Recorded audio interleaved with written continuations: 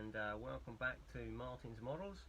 And if you've been up to date with my recent videos, you'll notice that I've actually taken delivery of a rather large RC16 tank, and what I hope to do is to show you the goings on with this, and we're going to sort of like take it apart and take a look inside, and then do some restoration work. And if there's anybody that has got one of these tanks, might like to share some of the insight into how it works. I'm not an aficionado of it at the moment, something new for me to take on, but should be quite an exciting project, I think.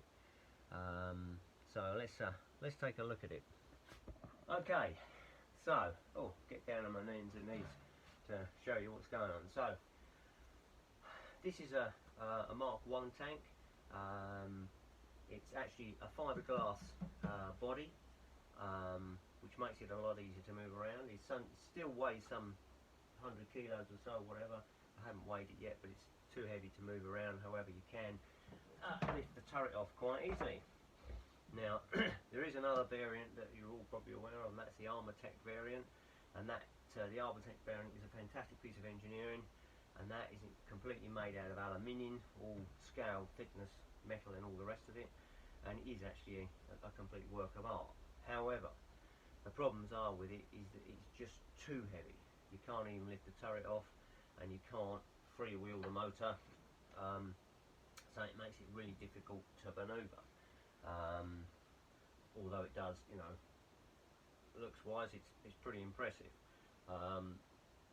and very expensive too. I mean, I was very lucky to pick this up for a very reasonable price, second hand, as opposed to paying what is, I think they're over £4,000 new, and the Armatec one, well, you can be looking at probably double that, which is kind of ridiculous really, but you know, depends on how much money you've got. Anyway, I managed to pick up this one for a good price, and what I intend to do with it is refurbish it.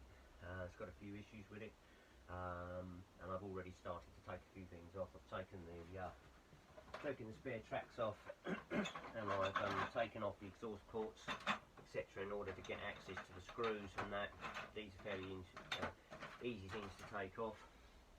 And what we're going to do is we're going to go through the whole thing, take the lid off, have a look inside, see how it all works, try and familiarise myself with how this massive piece of equipment works, and refurb any electrical and mechanical things that need doing, and then we're going to change this paint work for a more sort of rusty looking variant, which should be quite interesting. So